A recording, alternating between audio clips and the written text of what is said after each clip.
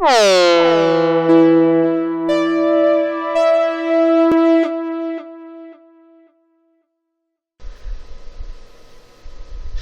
this is Steve from appsplanation.com, and right now we're going to do a little comparison of iOS 6, which I have running here on the right on an iPhone 5, and iOS 7, which I have running on the left here on a iPhone 4S. The iOS 7 is beta version, so it's not complete. By the time it's released to the public, there may be some changes to it. I suspect the general look and feel of it's going to remain the same, however. But I just want people to be able to see, what the same functions look like in the different environments, and show you some of the new functions in the new operating system. And it does have some cool things in there. So first off, this is your typical home screen. Actually, why don't we do this? We're gonna show you the lock screens on both, and as you can see, a little bit different here. Same basic concept, camera on both ones. It just doesn't give you the slide to unlock arrow on the new one. You just have to know to slide to the left to get it to get to your home screen. And big difference obviously in the icons. They're going towards what's called a flat look for iOS 7, which basically just means there's not a lot of depth to the icons. They're just very bold. And iOS 6, and really for the last 5 years, I think I started using an iPhone in 2008, and same basic concept and look and feel is pretty much been around since then. And they call that skeuomorphism. Big example, the Notes app here kind of looks like a legal pad, got the leather top and the yellow legal pad type paper on there, and a lot less detail on the iOS 7 version. It does stand out a little more, and this is just sort of subjective, I guess. To me, frankly, I prefer the old look for the Notes. The stocks is a little bit cooler, if you can see the difference here. Some you'll like, some you'll hate, and it's going to be different person to person what they like. So that's fine. It doesn't really change how anything operates. One cool little note, the clock app was kind of fixed at 10:15 on the old version. It actually updates live on the new one, so whatever time it is, it's going to show it exactly correctly on the clock there.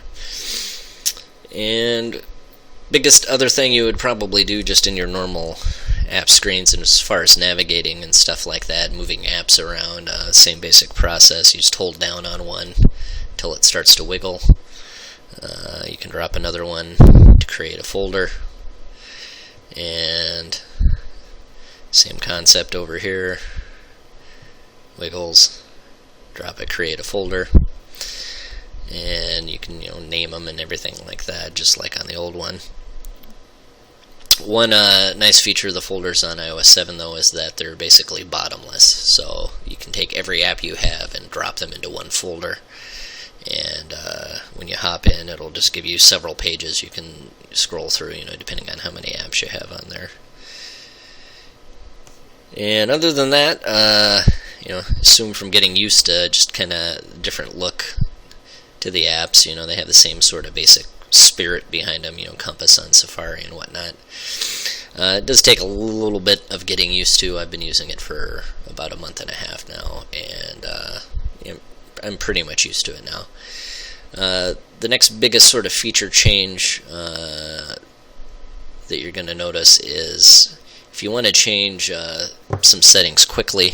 On the old version here, we have to go through, tap on settings, to turn airplane mode, Bluetooth, all that stuff off and on. Whereas over here on iOS 7, we just need to tap on the bottom of the screen and pull up, and it will pop up their quick settings menu, and you've got airplane mode, Wi-Fi, Bluetooth, and do not disturb mode, lock the screen orientation, get to the camera, a quick flashlight tool, which is nice to have on there. And then you can get to your iPod settings right here, which is kind of nice because on the old version, in order to do that, you had to double tap, slide over to the left to get to it. So it's just, a couple extra steps in order to accomplish the same thing. So that's pretty nice. There's also a feature called AirDrop, but it will only be available on the iPhone 5, and I'm not running it on iPhone 5, so I'll just have to demonstrate that in a later tutorial. I'll pop this back down here. Also, the notification centers look is a little different. Again, you're just tapping on the top, pulling down. Same basic concept, a little bit more control on the iOS 7 version in terms of what you have showing and stuff like that. And we can actually, we'll tap out of here, go into settings, and tap on notification center, and just turn a lot more functions off and on. As we add apps, they may or may not come on here and allow you to turn different notifications off and on for it. And you can do this in a somewhat more limited way on the old version. We'll pop that up here. Notifications.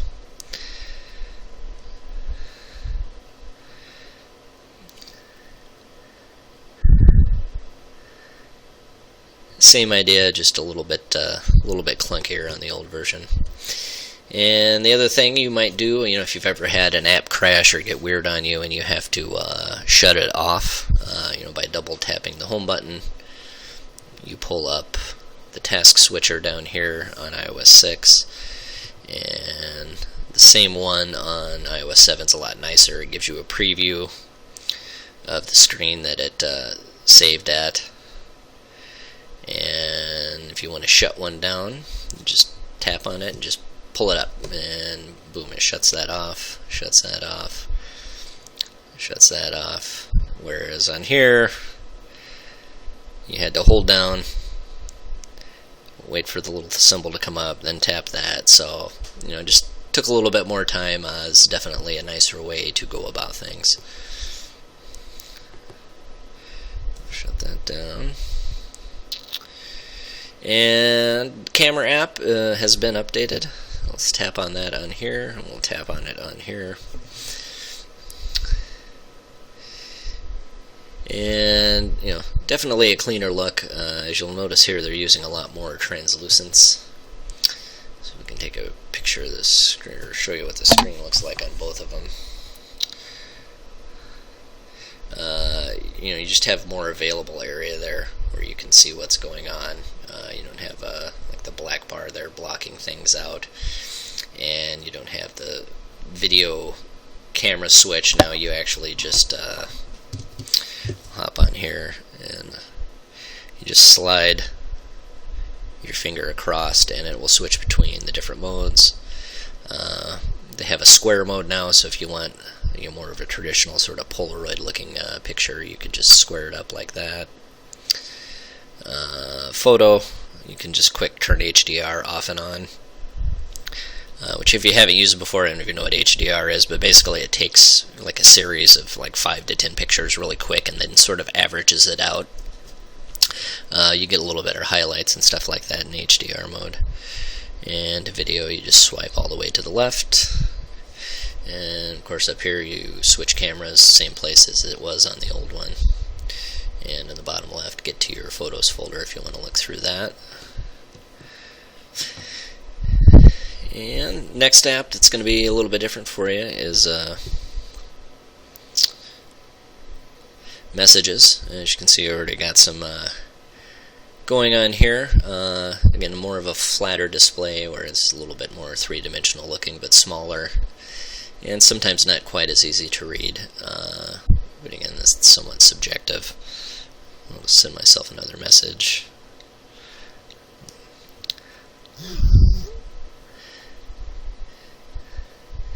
So as you can see, I probably prefer the one on the new one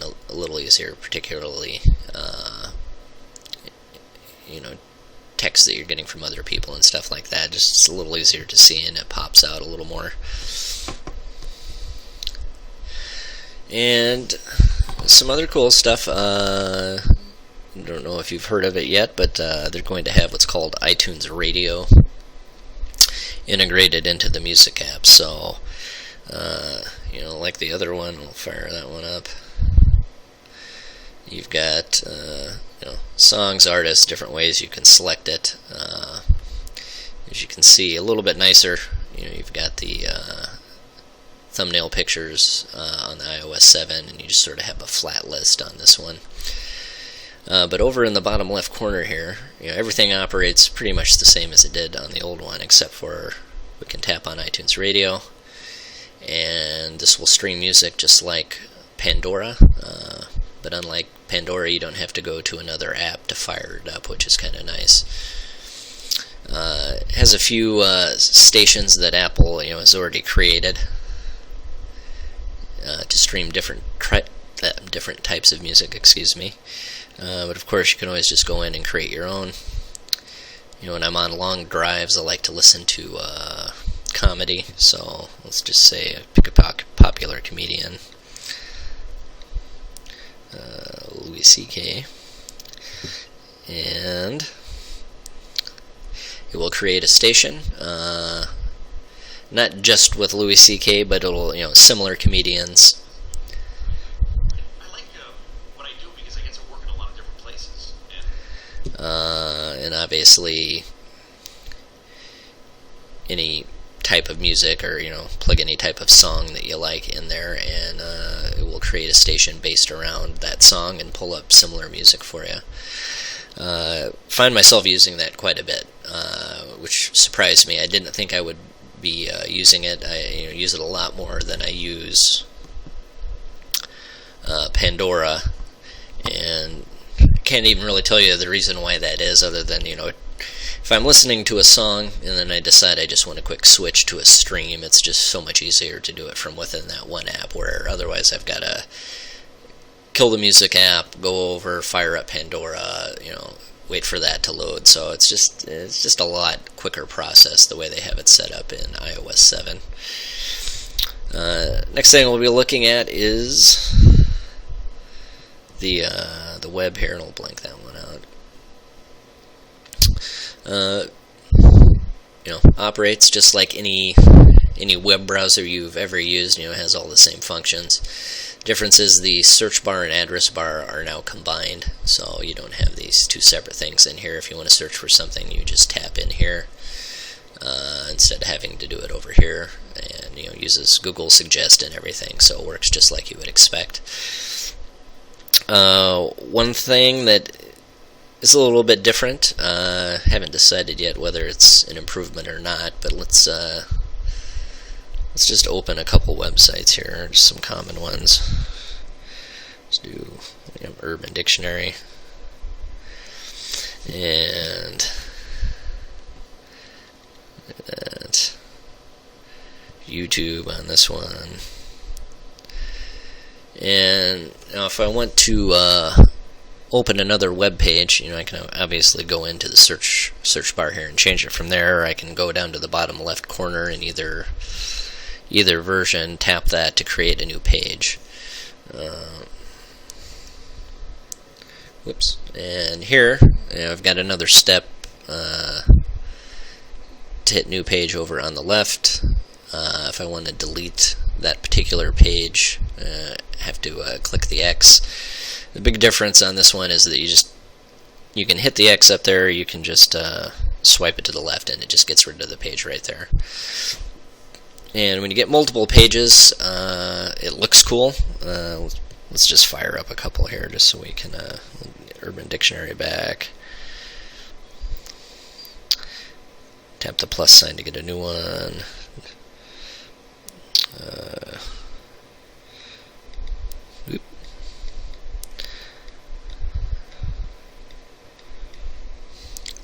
Google.com, go. And now when we tap on this, you'll notice we've got both pages are there, and we can just tap on it and scroll it back and forth. And if we, it doesn't matter how many pages, we could have 20 there. It's a somewhat nice way to do it. If we do it on this one,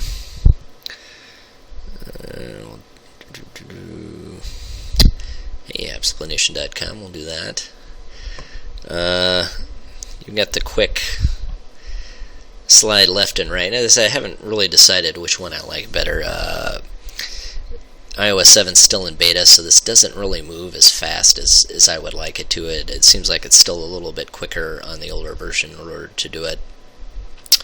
But it does give you a little bit bigger image as you scroll through to see what you're looking at. So once again, subjective. Some people like one over the other for whatever reason. One thing nice it does is give you private mode. For some reason you want to start a browsing session where it doesn't keep track of where you've been or where you're going. You can do that as well.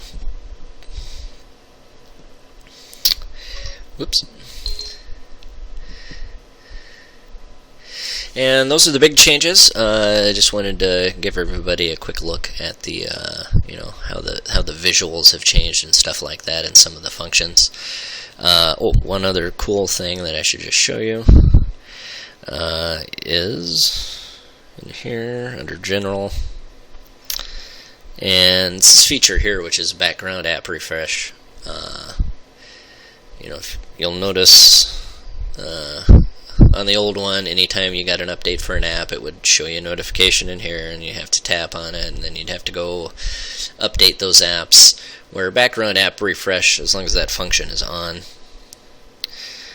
it is automatically going to update the app. So whenever it sees a window where you're not using it, maybe if you've got it plugged in and you're sleeping or something like that, it'll update all of the apps in the background. It'll obviously allow you to shut that function off and on for different apps as well, which is nice. Just in case that somebody puts out a buggy update, which would kind of suck, particularly if you're using an app for work or something, or it had critical information on it. So as that comes out and you're using it, I would keep an eye on what apps are auto-updating, and if you've got some very important ones, you might want to shut off the background updating on that, just so you don't wind up losing information or not having access to an app that you need to have access to. And that's all I got. Whoops. As time goes on here, this iOS 7 gets a little bit more stable. I'll go in and do some tutorials on some different functions. Things like AirDrop, which I think I mentioned before, where you can share files just sort of by tapping on them and then tapping share, and it'll just send them to anyone else running an iOS 7 device, or someone on a Mac or something like that. You can just quick shoot a file to them. So that'll be cool. Look for more in-depth iOS 7 tutorials as we get a little bit closer to the launch on it, and have a great day.